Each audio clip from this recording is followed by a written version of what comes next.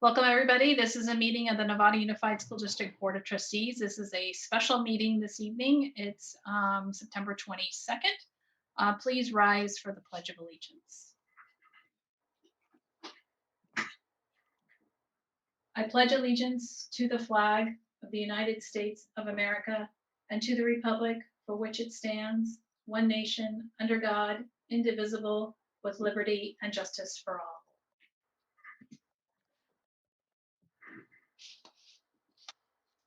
All right.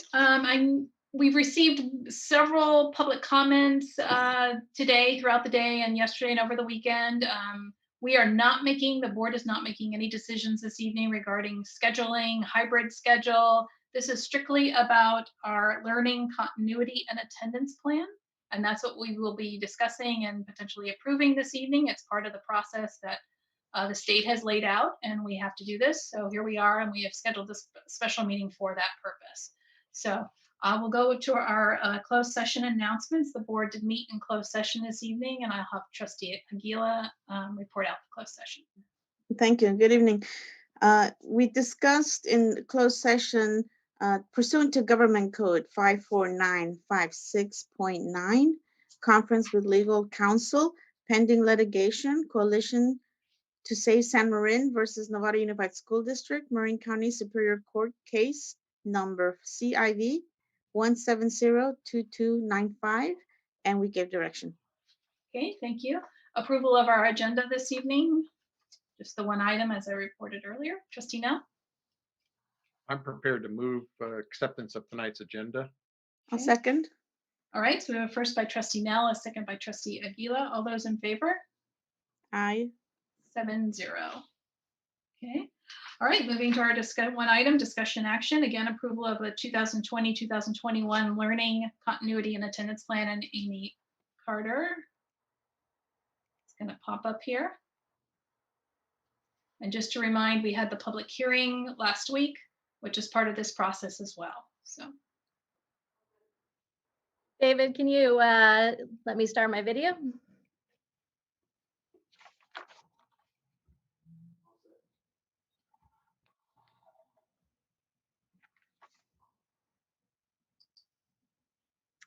I'm getting you can't start your video because the host has stopped it message. There we are. Thank you. That's better. All right.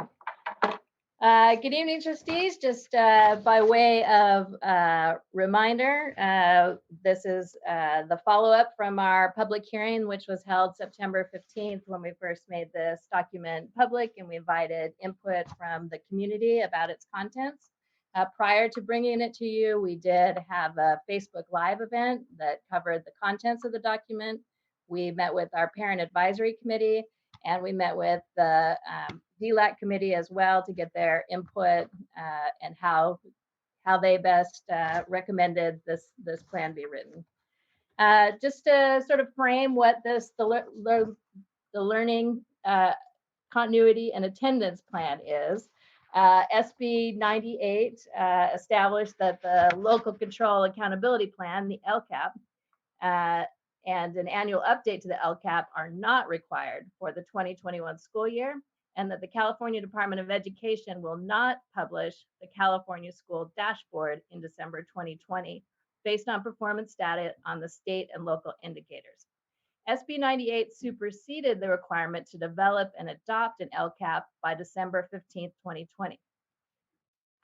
SB 98 also separates the development and adoption of the budget overview for parents from the development and adoption of the LCAP for the 2021 school year.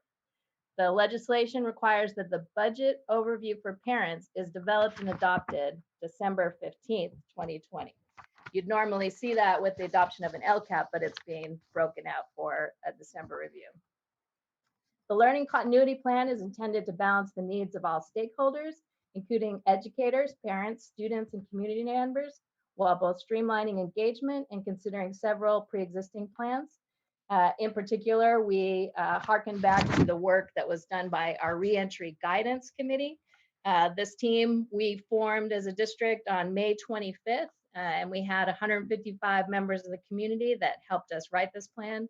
45% of those participants were our teachers, and we had 20% of our parents, our administrators, and our certificated staff, and our students were also an important voice in the guidance of that plan. We brought that plan to you on June 11th, and then once again on June 28th, where you adopted the guidance plan.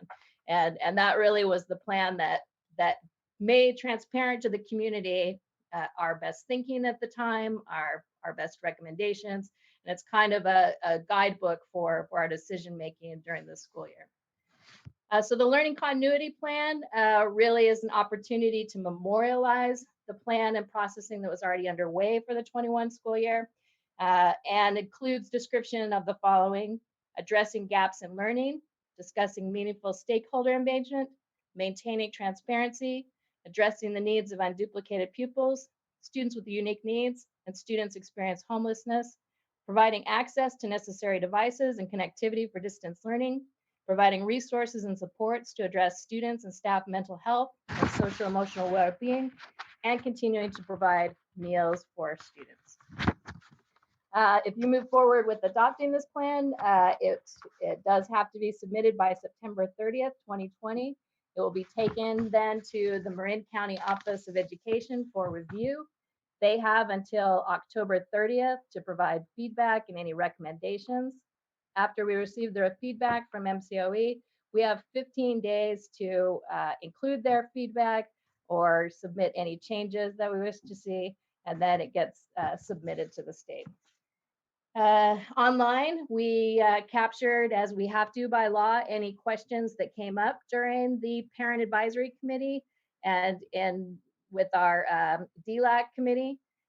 And the questions and the answers have all been listed there. Since the public hearing, we've received no questions or input from our community. If we had, that's where it would have been listed.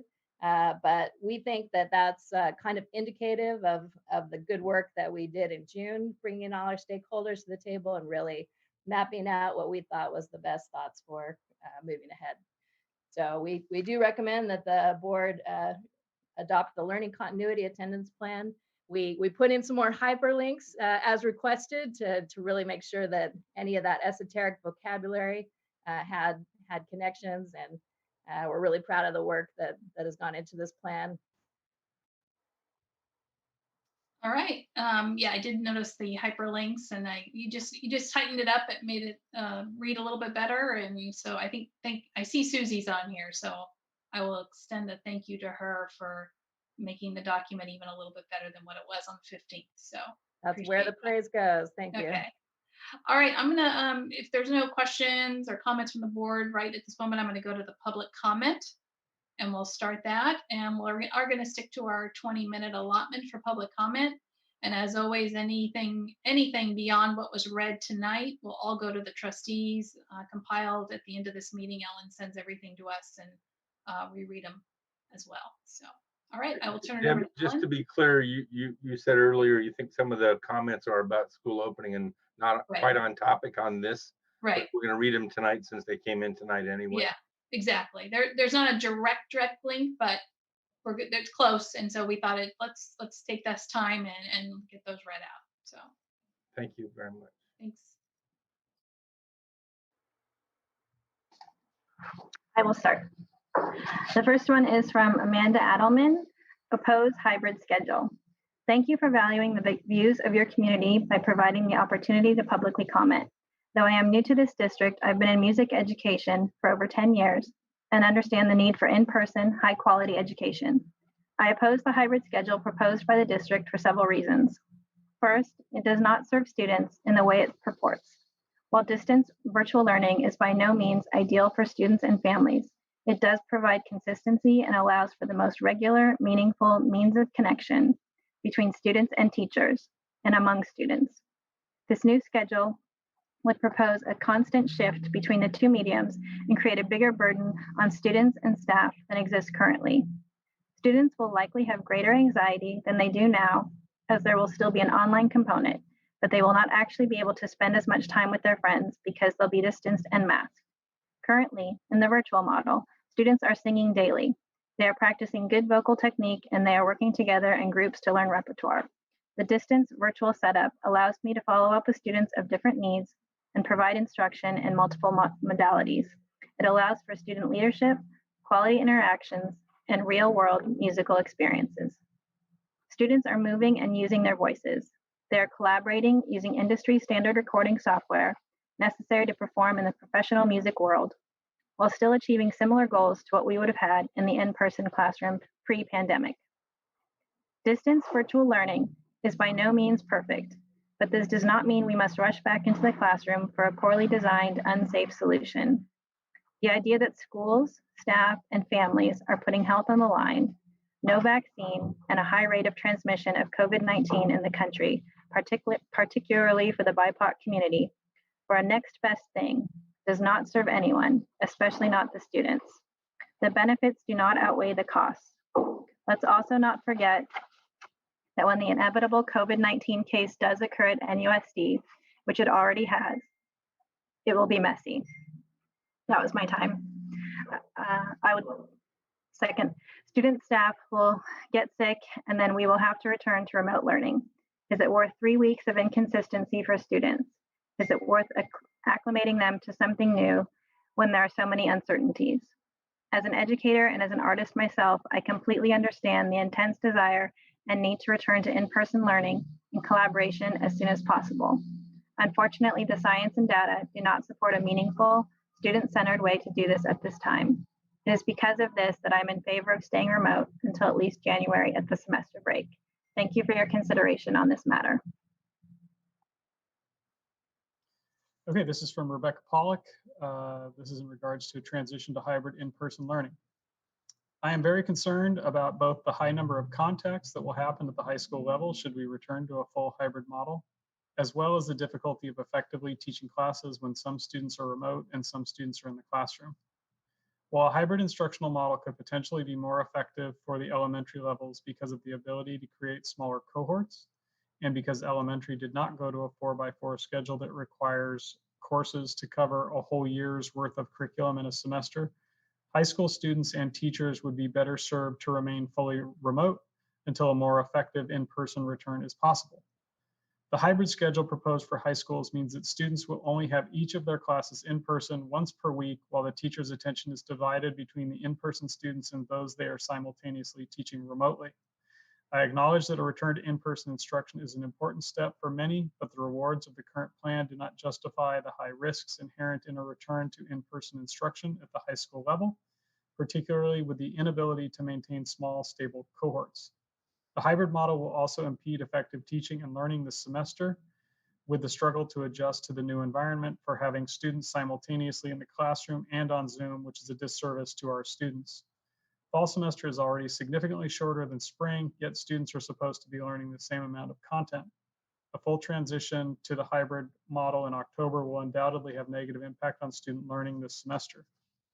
If high school is going to begin in a hybrid model, it should be a slower phasing in that begins with our most at-risk students and or smaller groups of students, such as specific grade level instead of the whole school. Neighboring districts are starting with a few classrooms opening in hybrid for 2 weeks before increasing the number of classrooms and students on campus. This seems like a safer, smarter approach to return for in-person learning in order to see what works and what doesn't, particularly with so many exposures at the high school level, and to make sure we are being as thoughtful and safe as we can be in our return to school. Thank you for your time and consideration. This one is from Janice Barroway, in-person learning date. I'm writing to you today as a parent of a middle school teacher in NUSD. I'm also the at-home virtual learning assistant for my 2 elementary school grandchildren. There's nothing I'd love more than having all 3 return to in-person school, but I think it's too soon to be safe. My 2nd grade grandson will be doing virtual school all semester, so he's set and stable. My TK granddaughter is doing great with virtual school, but the risks that in-person schooling brings may mean she will withdraw from school until we feel it is safe for her to attend in person. My biggest concern is for my daughter. When I hear her safety concerns about having so many children on campus, moving to different classrooms, and few, if any, answers, my sense is that it is too soon. I think it is wishful thinking to assume that a campus full of children will avoid their friends who are in different cohorts. They're all going to mingle when they have that opportunity. The risk of my daughter getting sick means she would bring it home to the rest of us, her mother, father, and 2 children. That could be devastating, and I know she's worried for the health of all of us. Yes, the counting numbers are better, but they're not great. And based on what we're seeing from around the country, school reopenings bring new waves of infections. I urge you to delay opening in-person schooling until our numbers are even lower, and perhaps until January 2021, since we know the holidays will bring another surge.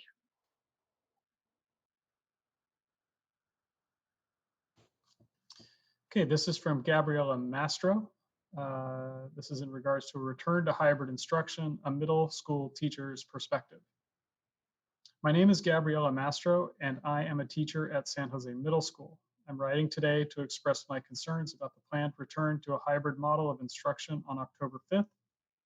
At this point, the middle school plan is that for any given class period, half the class will be on campus 2 days a week.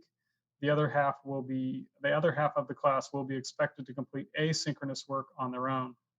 I currently see students twice a week, so this essentially cuts the face-to-face time with my students in half. In my classes, only about 50 to 75% of students complete asynchronous assignments consistently.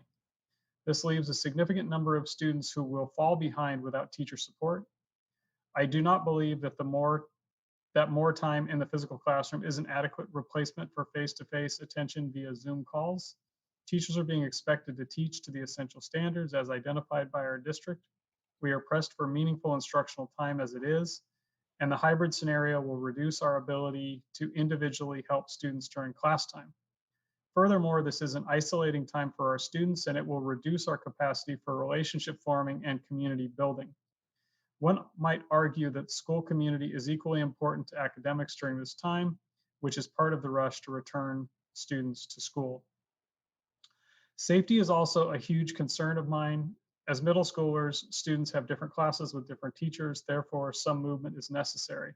Either the teachers will have to switch classrooms or the students will. Either way, teachers may be coming into contact with 150 plus students per week. As of now, there is also no solid plan for sanitation during the week.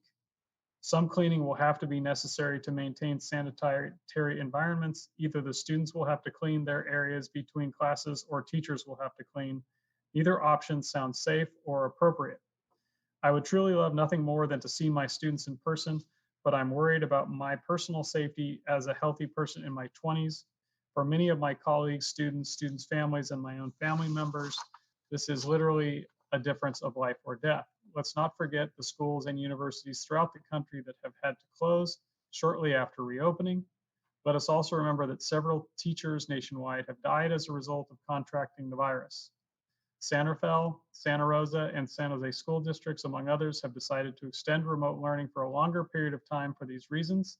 And I don't understand why Novato is not currently willing to make the same decision.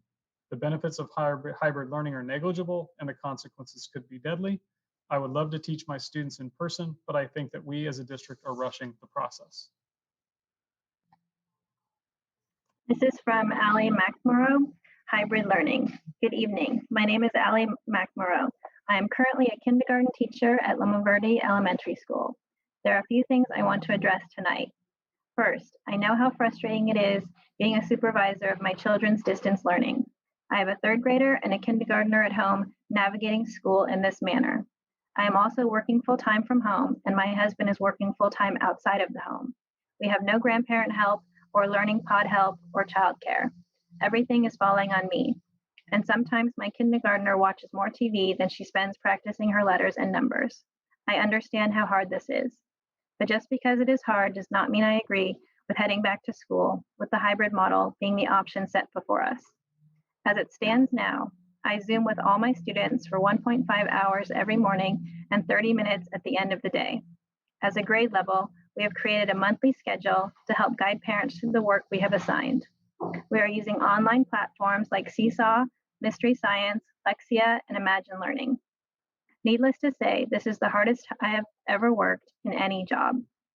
And looking at the hybrid schedule, a few things have become glaringly obvious. All my students will get their face-to-face, Zoom-to-Zoom instruction cut in half. That is not what is best for students, and it is not what is best for teachers. Not meeting with kindergartners every day means that they will be responsible for their own learning 2 days a week. How can I ask kindergartners to be responsible enough to watch the videos I have pre-made for them? How will this impact their learning and ability to master skills when they are only getting taught 3 days a week? How can this be what is best for kids? And not to mention the restrictions put on them while they are in the classroom. No sharing, no playing, no collaboration. What happens when these little ones need to go to the bathroom, or get hurt and need a hug, or are sad when they leave their parents? I know our students need to be back in school. I know teachers want to be back in classroom, but we need to do it in the way that is best for kids. Not having daily instruction with all my students is not what is best for students. I hope you consider this as we move forward. Thank you. Right, this is from Karen Stippa. This is about hybrid in-person learning. I have been a first grade teacher in Nevada for 20 years. I love this community. I fear for the safety of the students and teachers if school is in person. By teaching remotely, all safety is covered and the students are learning well. If school is in session, the students can't interact normally with me or each other. I can't go close to them. I can't help the struggling students any better than on Zoom. My first graders will have to wear a mask for 4 hours, sit behind a plastic screen, not interact socially normal with their friends, and not be able to touch anything in my classroom. This is not better than remote learning. It is sad and unhealthy mentally and physically. It is healthier to continue remote learning for the health and well-being of all. This is from Jordan Merkin, Hybrid Model. Dear NUSD Board, I am in my 3rd year of teaching math at San Marin High School. I am writing today to ask you to please refrain from implementing the hybrid model until 2nd semester. Please note that I am coming at this from the secondary level. There are several reasons for this. I will list a few. Number 1, teachers and students are finally starting to adjust to distance learning. We have gotten used to this routine, and disrupting this mid-semester could result in a loss of already short instructional time. Number 2, teachers will have to maintain a remote classroom while also providing in-person instruction. This means that the current level of prep will be amplified. If we prolong this switch until 2nd semester, this gives teachers a chance to have finished creating remote content for some, or even all, of their classes at the high school level, making the transition to a hybrid model a little easier and more manageable. Number 3, at NUSD, we have an equity imperative that I believe will be violated if hybrid is not implemented with proper supports in place. It will be much easier for students to get lost in the shuffle when teachers are having to constantly balance between focusing on Zoom students and students that are in the classroom while providing in-person instruction. Prolonging the implementation to hybrid until 2nd semester will allow us more time to make sure we have a plan in place to support all students. Please take this into consideration when making your decision. It's from Maggie Caligari, continue remote learning. As a parent of a first grader at Loma Verde in Novato, I would like to request the option for families to keep their kids remote and leave space for families that need to send their kids back to school. I personally do not feel that it is safe or sustainable for the proposed hybrid schedule with all 25 students being taken care of. However, I understand that some parents need their kids to be back at school. For this reason, I believe that for those of us that can continue successful learning at home, that we should be able to continue to do that. I can envision a solution that offers one cohort to be in person and another cohort to continue remote, or stagger the start date, would be acceptable as well. I know other Bay Area districts are waiting until January to have a better understanding of the situation. I appreciate your time and consideration. This is from Shelley Thielen, Hybrid Model. Dear trustees, I'm writing to you tonight to share my thoughts on the hybrid model. I will first share as a teacher and then as a parent of 2 NHS students. I understand the goal is to get kids back to learning in the physical classroom. I am in agreement 100%. The amount of time that I believe it will take to get an effective vaccine is a long, long way out. We need to get kids back to school. However, as it is now, A hybrid model will not be suitable for students or teachers. It is a challenge to teach online, but to have half of the students online and the other half Zooming is far worse. Here's what it will look like in my classroom. I will have 13 students in my classroom sitting 6 feet apart, wearing their masks and headphones. I will be at my desk wearing my mask and earbuds. We will all be looking at our computers. I conduct class via Zoom. I will need to do this to include the students who are at home. These students will not have their face covered, but they will be interacting with other students who are wearing masks, as well as their teacher, who now they will only see part of her face. This is not conducive to a positive learning environment. I will not be able to answer any questions from students who are in my room directly. It will all be through Zoom. This change in the schedule will be so disruptive for minimal, if any, gain. My students will only be in the classroom once a week. How is this better? My students have adjusted to the remote schedule. Changing the schedule in mid-semester in an already short semester is ridiculous and not supportive of the learning environment that my students and I have worked so hard to build. As a parent, I will have to figure out how to get my children to school and home within 3 hours while I am in my classroom. It is proven that the cohort idea is not in place for the high schools. They will have too many contacts. I am hesitant to send my children to school in this model. They are doing just fine online and have adjusted well to remote learning. I am home and can support them during my breaks and during asynchronous time. This will not happen in the hybrid model.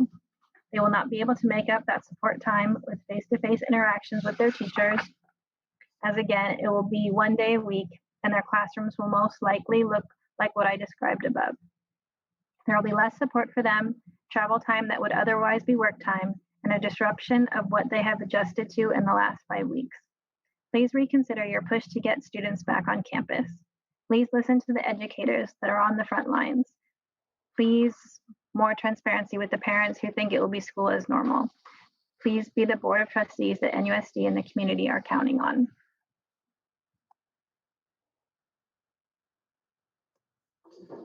This is from Mike Spinrad regarding hybrid learning. As a veteran NUSD teacher, I believe the students at San Marin High School would be best served by sticking with the current distance learning until the end of the semester. Moving to hybrid now may be disruptive and will require a learning curve to get it right. Teachers are finally pretty good at teaching through Zoom and Meet. Why not finish the semester and do training in hybrid in early December? We probably have time for one more. We have about 2.5 minutes left. This is from Lindley Phillips. Deep concerns for returning to in-person learning. As a single parent of 2 Nevada Unified Elementary School students and a special education Nevada Unified Middle School teacher, I am deeply concerned and frankly scared of the potential of moving toward any in-person learning before safety protocols are tried, tested, and proved to be effective, and before there is a reliable vaccine or treatment to COVID-19. Many people tonight will discuss and share their views on the practical problems of returning to in-person learning. I can only focus on the emotional. As a teacher, I'm asked to do the impossible every day. Teach essential standards side by side with IEP goals. Teach both the flexible learning and the virtual learning academies.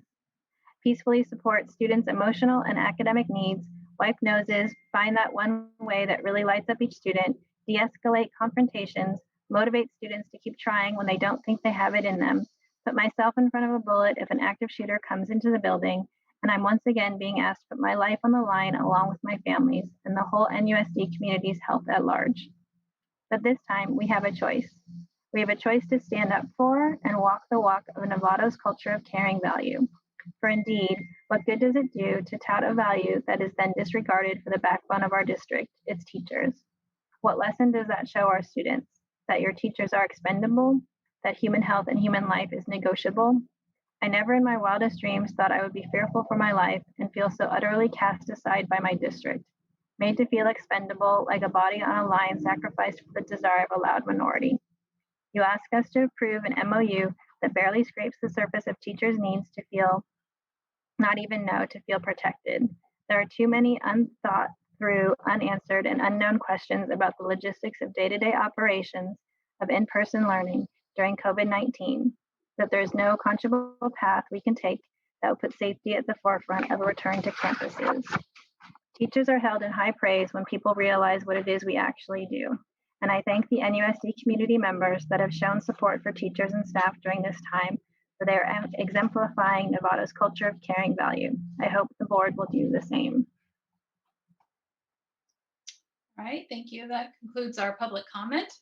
And as I said earlier, we'll get the rest of the comment back to the board definitely by tomorrow. So, all right, to bring it back to Debbie, Amy. before we proceed, all of those comments were about some other topic, not the one we're now going to consider. Right. Does the superintendent have a timeline that we'll be considering that other topic that we just heard from? Chris? Yeah. Yeah, happy to discuss that a little bit. Understanding that we're getting kind of far afield of our agenda topic, but I think it's important to the community.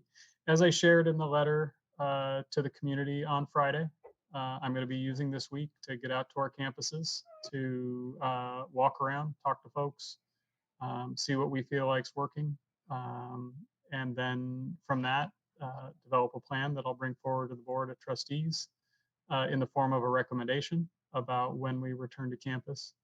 I want to be clear, from the time that I first uttered no earlier than October 4th, we have not had a return to school date. I've said repeatedly, we will not return prior to October 4th. We are not racing to return on October 5th.